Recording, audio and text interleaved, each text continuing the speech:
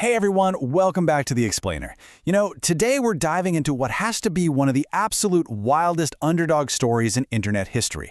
We're going to chart the evolution of a platform that somehow, against all odds, went from a totally failed dating site teetering on the edge of bankruptcy to the second most viewed website in the entire world.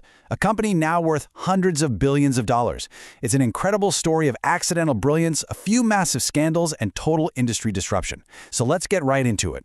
Now, what's really interesting here is the platform's original vision, because it was completely different from what we know today. The three founders, former PayPal guys Steve Chen, Chad Hurley, and Jawed Karim, actually wanted to build a video dating site. Their slogan? Tune in, hook up. They literally registered the domain on Valentine's Day in 2005. But, well, there was a huge problem. It was a total ghost town. The founders were actually so desperate for users that they tried offering women $20 on Craigslist just to upload videos of themselves. And even that didn't work. Absolutely nobody wanted to use it for dating. So how exactly does a ghost town dating app become the behemoth we know today? Well, we're going to map out this wild journey by looking at 6 distinct eras: the accidental video behemoth, growth, panic, and Google, birth of the creator economy, the ad apocalypse era, the impossible balancing act, and finally, the modern YouTube empire. Okay, let's dive right into this. Section 1, the accidental video behemoth. Things actually moved incredibly fast for them. The founders had met at PayPal back in 1999, but after that initial Valentine's Day launch in 2005, they noticed something super weird. People weren't uploading dating profiles at all.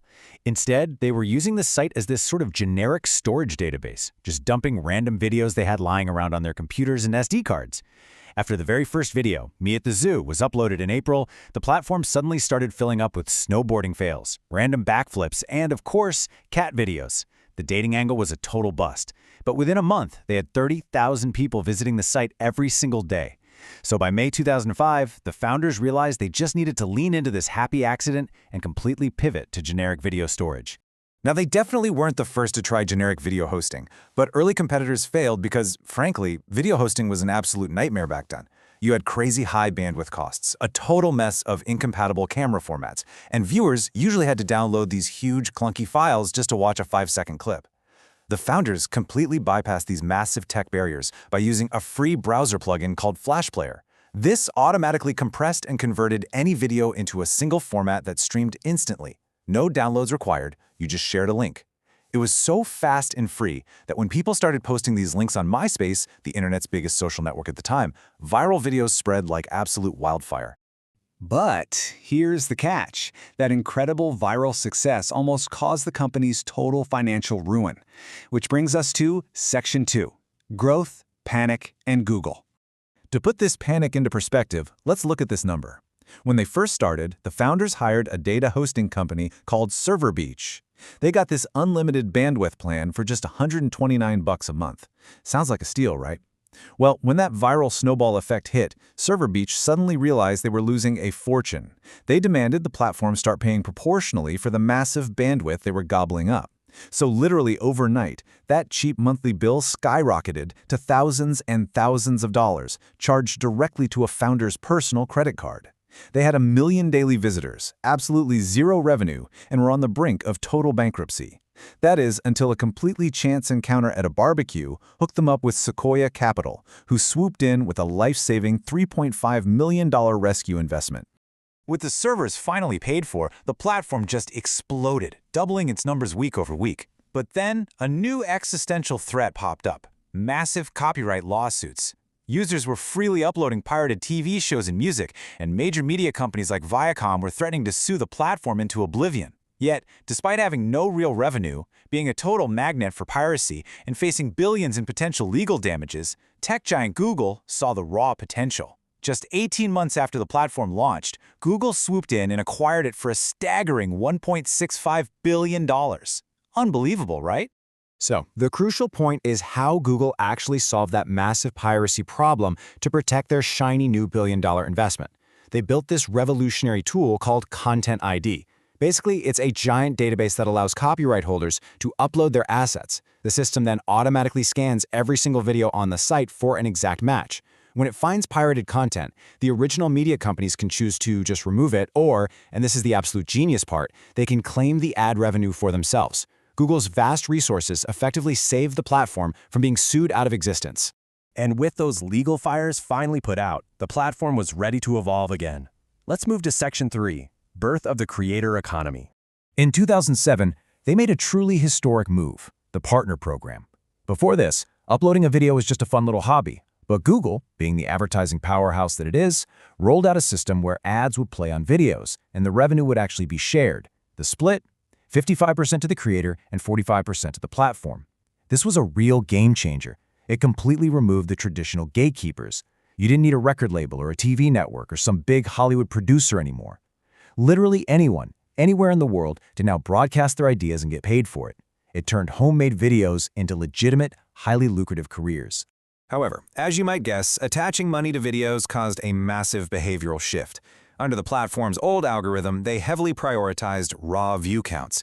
Because creators quickly figured out that views equaled money, the platform was suddenly flooded with misleading clickbait titles and totally deceptive thumbnails. To fix this mess, the platform made a huge shift to a new algorithm that prioritized watch time instead. The logic was simple. If a viewer actually spent a long time watching a video, they must be genuinely enjoying it. This one shift completely transformed the content landscape. It rewarded longer, higher quality content, giving rise to things like in-depth video essays, long-form documentaries, and massive Let's Play gaming channels. But unfortunately, all of this rapid, unchecked growth eventually led to a real breaking point. Let's lower the energy a bit and look at Section 4, the ad apocalypse era. By 2017, the sheer volume of uploads had completely outpaced any human ability to moderate them, and this resulted in a cascade of severe crisis points. Major brands like AT&T and Verizon discovered their ads were playing in front of extremist content and immediately yanked their advertising budgets. At the exact same time, the platform was facing massive mainstream media blowback over controversies involving top creators like PewDiePie, as well as Logan Paul's highly criticized Japan vlog, making it onto the trending page. To compound all of that, a scandal dubbed Elsagate exposed disturbing, algorithmically generated content slipping into the supposedly safe Kids app. Advertiser trust was, quite frankly, destroyed. This mass exodus of advertisers triggered what the internet dubbed the ad apocalypse.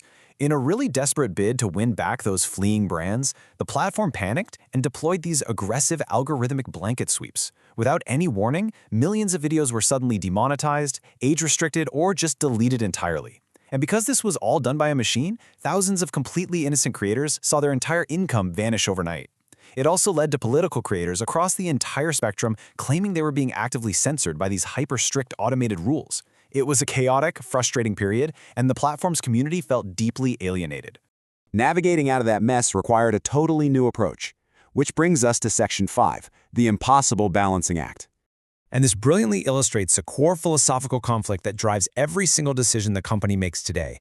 Internally, they call it the three-legged stool ecosystem.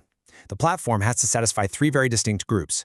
First, you have the viewers who just want great entertainment and cool features. Second, the creators who want maximum reach and ad revenue.